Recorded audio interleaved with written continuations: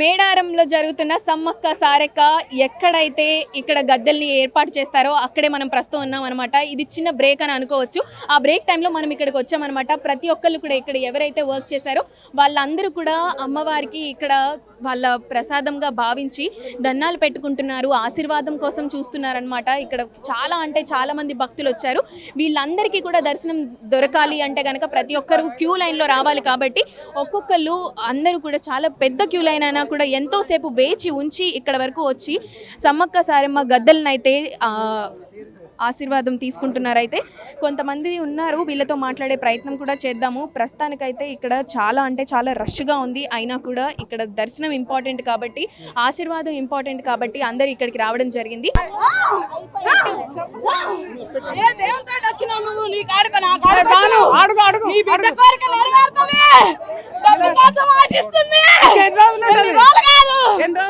మాటలు వింటుంది కానీ తగ్గుద్ది 2-3 మళ్ళా ఈ సంవత్సరం పండుగ లోపు అవుతుంది. బంగారం పెట్టి ఏడపోతులు సమ్మక్క సారక్కను కోయాలి.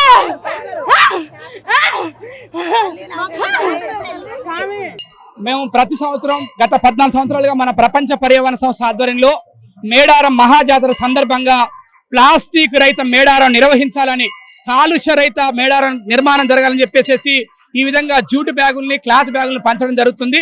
మీ అందరికీ తెలుగు 360 ద్వారా చెప్పేది ఏంటంటే రాబోయే రోజులలో మేడారం ఇంకా మహాజాతర ఇంకా నిరంతరం జరగబోయే అవకాశం ఉంది. కాబట్టి ఈ అడవిలో దయచేసి ఎవరు ప్లాస్టిక్ వాడొద్దు. ఇక్కడ నుండి జంతువులని, ఇక్కడ నుండి జీవులని, ముఖ్యంగా ఇక్కడ ప్రజల్ని ఇబ్బంది పెట్టొద్దు. అడవి అంటేనే ప్రకృతి అంటే మేడారం భవిష్యత్తులో అంతర్జాతీయ స్థాయి యునెస్కో గుర్తింపు పొందబోతుంది. కాబట్టి దానికి మనం నీట్గా ఉండాలి. గతంలో రామప్పకి ఎట్లయితే యునెస్కో అవార్డు వచ్చిందో, యునెస్కో గుర్తించిందో, తొందరలో మేడారం కూడా యునెస్కో గుర్తింపు పొందబోతుంది. కాబట్టి మీ ద్వారా చెప్పేది ఏంటంటే ఈ 4 రోజులు ఎవరు కూడా ప్లాస్టిక్ వాడొద్దు. ప్లాస్టిక్ వాటర్ బాటిల్, ప్లాస్టిక్ సీసాలు, ప్లాస్టిక్ విచ్చలవిడబడదని తెలియజేస్తున్నాను. సమ్మక్క సారలమ్మ అంటేనే ప్రకృతిని అడవి కాబట్టి అడవి లేకపోతే మన బతుకులేదని తెలుపుతాను. మీ అందరికీ ప్రపంచ పర్యావరణ సంస్థ మేడారం శుభాకాంక్షలు చెప్తాను. సమ్మక్క సారక్క జాతర అంగరంగ వైభవంగా జరుగుతుంది. కోయ గిరిజనులే కాకుండా, ఆదివాసీలే కాకుండా దేశ నలుమూలల నుంచి ఇక్కడికి ఎంతో మంది భక్తులు వస్తున్నారనమాట. కాకపోతే సమ్మక్కకి సంబంధించిన స్టోరీ గురించి కానీ, చరిత్ర గురించి కానీ, ఆ పోరాట చరిత్ర తెలుసుకోవాలని ప్రతి ఒక్కరికి ఉంటుంది. మనతో పాటు ప్రస్తుతం ఉన్నారు కోయ కొక్కెర రమేష్ గారు. సమ్మక్క గారికి అంటే పూజలు నిర్వహిస్తూ ఉంటారు కదండి. సో అసలు మాకు చరిత్ర తెలుసుకోవాలని ఉంది, మీరు దాని గురించి చెప్పగలరా? మరి శ్రీ సమ్మక్క సారలమ్మ జాతర అనగానే మరి గిరిజన జాతర, మరి కాకతీయ కాలంలో మరి పోరాడి సాధించినటువంటి శ్రీ సమ్మక్క, మరి చంద వంశస్థులు, మరి కొక్కెర వంశస్థులు, సిద్ధమైన వంశస్థులు, వారి యొక్క కులదేవత అయినటువంటి శ్రీ సమ్మక్క సారక్క. మరి ప్రతి 2 సంవత్సరాలకు ఒకసారి జరిగేటువంటి మాఘ శుద్ధ పౌర్ణమి నాడు శ్రీ సమ్మక్క తల్లి చిలకలగుట్ట నుండి మరి వచ్చి మరి గద్దెలపై ప్రతిక్షేపించడం జరుగుతుంది. ముఖ్యంగా జాతర వచ్చేసి మరి 4 ఘట్టాలుగా చెప్పవచ్చు. 4 వారాలు, నెల రోజులు. అంటే మొదటి వారం గుడి మెలిగే పండుగ, 2వ వారం మండ మెలిగే పండుగ, 3వ వారం శ్రీ సమ్మక్క సారలమ్మ గోవిందరాజు పగడిద్దరాజు 4 దేవతలు మరి గద్దెల వెలపై ప్రవేశించేటువంటి సందర్భం. అలాగే చివరి వారం మరి తిరిగి జనం నుండి వనానికి ప్రవేశం, అంటే తిరుగు వారం చేస్తాం. మరి దేవతలన్నీ కూడా మళ్ళీ మొదటి ఆయా స్థానాలకు వెళ్ళేటువంటి సందర్భం. ఇలా చెప్పుకుంటూ పోతే 4 వారాలు 4 ప్రత్యేకమైనటువంటి రోజుగా చెప్పవచ్చు. మరి ఆసియాలోని అతిపెద్ద జాతర శ్రీ సమ్మక్క సారక్క జాతర. మరి నేడు ఒకప్పుడు ఈ గుడి ఉండేది కాదు, కేవలం మట్టి గద్దెలతో ఉండేటువంటి సందర్భం.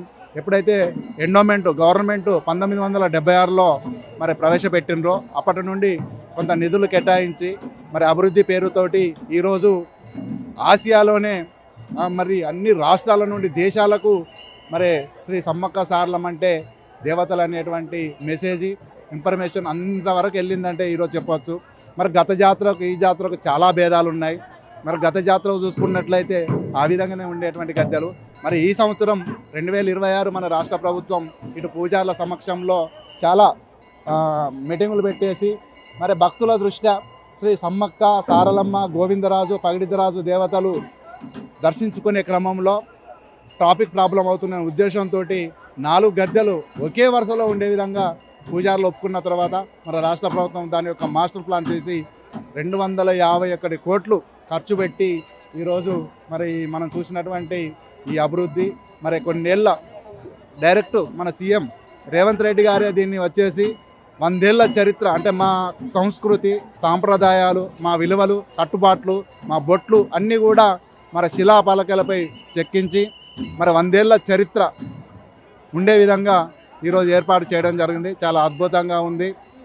ఏదేమైనప్పటికీ కొన్ని ఉంటాయి లోటుపాట్లు, అవి చూసుకున్నట్లయితే మరి అభివృద్ధి చాలా జరిగింది. ఇప్పుడు 2 సంవత్సరాలకి ఒకసారి వచ్చే ఈ జాతరకి ఎంతో మంది వస్తారు, ఎన్నో ప్లేసెస్ నుంచి వస్తూ ఉంటారు కదండి. ఇప్పుడు భక్తుల తాకిడి ఏ విధంగా ఉండబోతుంది? అండ్ మీరు ఎవ్రీడే పూజ చేస్తూ ఉంటారు, ఇప్పుడు పూజ చేసే అవకాశం లేనట్లుగా కూడా కనిపిస్తుంది, ఎందుకంటే అంత ప్రవాహం ఉంది, భక్త ప్రవాహం కనిపిస్తుంది. సో దాని గురించి ఏమంటారు? ఓకే, 2 సంవత్సరాల కోటి ఉండే జాతర. మరి ఈసారి చూసుకున్నట్లయితే ఈసారి మేడారం సమ్మక్క సారలమ్మ విగ్రహాలు దేవతలు అన్నీ మార్చారట. చూడాలనేటువంటి సంతోషంతో ఈసారి ముందే తాకిడి జరిగింది. గత జాతరలో చూసుకుంటే 1,50,00,000 భక్తులు వస్తే ఈసారి 1,75 నుండి 80 లక్షలు, ఇంకొక 20-25 లక్షల మంది భక్తులు వచ్చేటువంటి సందర్భం. దానికంటే ముందే భక్తుల రద్దీ బాగా పెరిగింది. మేము పూజా క్రమంలో కొంత ఇబ్బంది పడుతున్నాం, అయినప్పటికీ వాళ్ళ దృష్ట్యా మాకు సహకరించినటువంటి భక్తులకు కూడా ప్రత్యేక ధన్యవాదాలు చెప్పవచ్చు. వాళ్ళని దర్శించుకుంటూ మేము ఎప్పుడు కూడా మరి ఈ డెవలప్మెంట్ అభివృద్ధి పేరుతోటి భక్తులకు ఇబ్బంది కలిగలేదు. పూజ బరాబరి జరిగేది, వాళ్ళు మాకు సహకరించేది. అయినప్పటికీ మరి రాష్ట్ర ప్రభుత్వం 100 రోజుల ప్రణాళిక అంటే అది చాలా ఇంత ప్రకటిగా ఇంత తక్కువ టైంలోనే ఇంత ఎక్కువ డెవలప్మెంట్ చేసి మరి నిరూపించుకోవడం జరిగింది. కాబట్టి అటు భక్తులు కూడా సహకరించారు. మా పూజా కార్యక్రమం అడ్డంకులు ఏం లేవు, వాళ్ళు కూడా అర్థం చేసుకొని మా పూజా కార్యక్రమం జరిగి వాళ్ళకు, ఎందుకంటే మరి కేవలం మన జిల్లా నుండే కాదు, రాష్ట్రాల నుండి, దేశాల నుండి, ఆసియాల నుండి వచ్చేట కొన్ని ఖండాల నుండి వచ్చే భక్తులు మరి అంత దూరం నుండి వచ్చి సమ్మక్క తల్లిని మొక్కించుకునే క్రమంలో వాళ్ళకు కావాల్సినటువంటి ఏర్పాట్లు కూడా చేశాము. వాళ్ళ భక్తి, వాళ్ళ ఇంతమంది రావడానికి కారణం ఏంటంటే నమ్మకం. మళ్ళీ అలాగే పిల్లలు పుట్టగా ఉన్నా కూడా దాని యొక్క నమ్మినట్లయితే చాలా అద్భుతంగా రిజల్ట్ ఉంది కనుకనే ఈరోజు భక్తులు వాళ్ళ నమ్మిన కోరికలు తీర్చుతుంది కనుకనే ఇంతమంది మరి దర్శించుకోవడం జరుగుతుంది. వస్తారు, ఇంకా వస్తారు. ఎంతమంది వచ్చినా కూడా ఒకేసారి 10,000 మంది భక్తులు మరి దర్శించుకునేటువంటి మరి గుడి డెవలప్మెంట్ చేశాము, అభివృద్ధి చేశాము, పునర్నిర్మాణం చేశాము. చాలా చక్కగా అన్ని వసతులు అన్నీ బ్రహ్మాండంగా ఉన్నాయని చెప్తున్నాం.